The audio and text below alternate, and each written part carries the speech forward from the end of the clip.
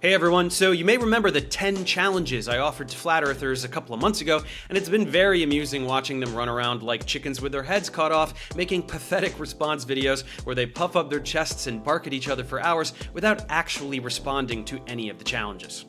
Memorizing the names of logical fallacies and shouting them at random sure seems like a lot of fun, but it's not a working map, or a model that shows the seasons with night and day, or a legitimate response to anything whatsoever. So at this point, I think it's safe to say that they've thrown in the towel. Of course, there is no need to follow up after such an annihilation, and I did not intend to, but now I find myself quarantined because of the coronavirus, with no access to YouTube Studios and no way to make my regular content. So, you lucky little flurf balls, I'm back for more. Here's what's gonna happen now.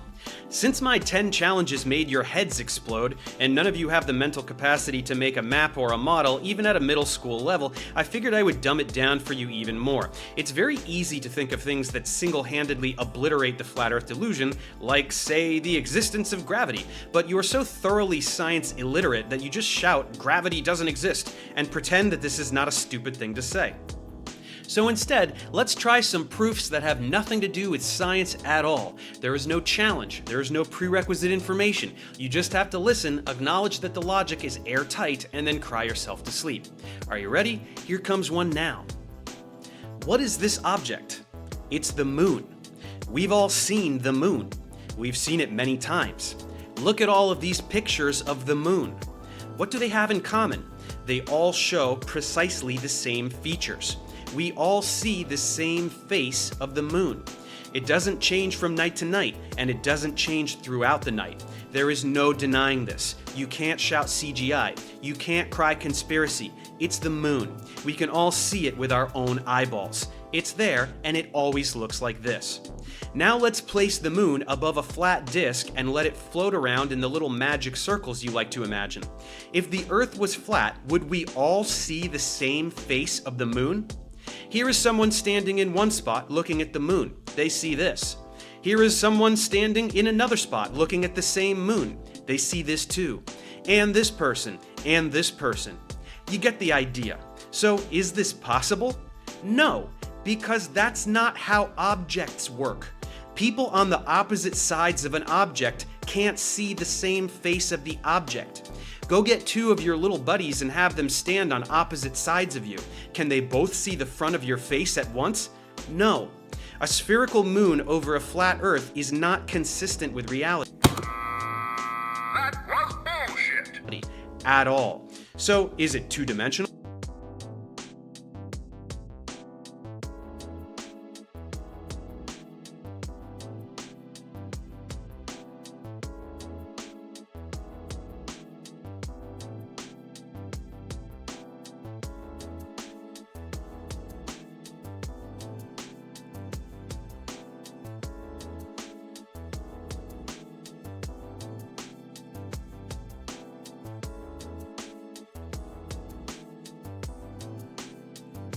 With the same face on both sides?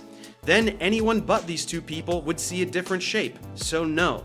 Is it pointing down like a spotlight? Then it would change shape as it passes by and only appear circular when directly overhead, so no. Is there any way we can make this work on a flat Earth? No. That was bullshit. There is not.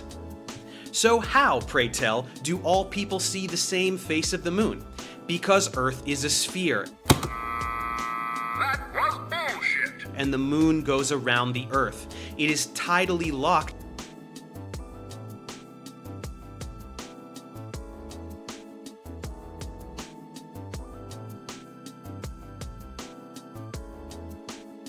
with the Earth, with one face always pointing towards the Earth. That's why everyone sees the same face of the moon, and that's the only way that everyone can see the same face of the moon. That was bullshit. And guess what? The direction the moon is pointing even correlates with the observer's latitude. Isn't that something? Whether at the North Pole, South Pole, or anywhere in between, the orientation of the face of the moon that we all see will reveal your latitude on the spherical Earth. Pretty neat, huh? Maybe one day you'll save up enough allowance that you can leave your mom's basement and see the moon from another part of the world. So, my precious little learners, do you now see how pathetically fragile the flat earth delusion is? Of all the hundreds of individual isolated phenomena that rip it to shreds like it was made of paper mache, some of them don't even require an ounce of scientific knowledge. They just require that you can think with your brain for 5 full seconds. For today's conclusive proof, we didn't have to talk about physics or astronomy or space travel. We didn't have to do any math. There were no equations for you to misunderstand or numbers for you to lie about. We just did a little bit of critical thinking. So now you can see how people figured out that the Earth is round thousands of years ago before science even existed, because they weren't stupid. They had access to basic logic and were able to comprehend simple proofs like this one, of which there are dozens. Just like you, they didn't know anything about gravity or forces or cosmology. And just like you, they had no idea what the moon is or what the sun is or what the stars are. And they figured it out all the same because they didn't have to know what these objects are. They just had fully functional brains and a basic capacity for spatial reasoning. So before you go and spew some emoji-laden nonsense in the comments section, take a moment to reflect and admit to yourself that what we went over here today is irrefutable. There is no way around it. Your usual windings of conspiracy and CGI have no place here. There is no science for you to blatantly deny. It's just basic logic that even a toddler could understand. If you can't wrap your head around this, there truly is no hope for you. So take a deep breath, let the facts in, and push the delusion out. Have a nice day.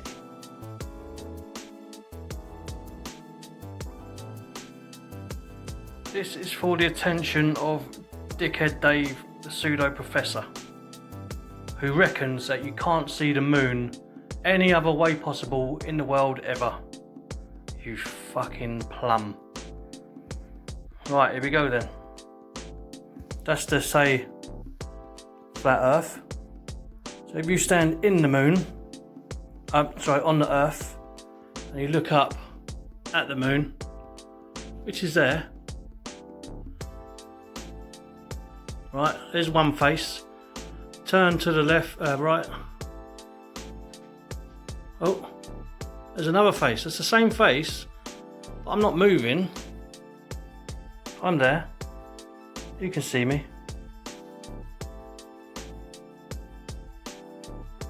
Oh, I haven't go across. Oh, there's another face. They're all facing me. How can this be if... Oh, there's another one. And outside is our beautiful, beautiful, flat and motionless Earth. And then we go around here, all the way around now.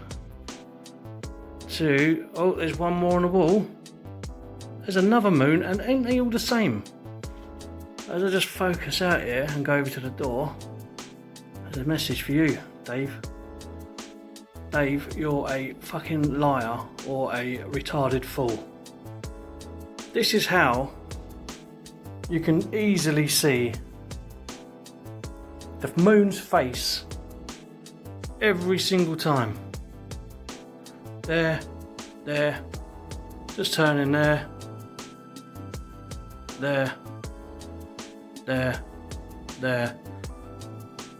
boom, there, right?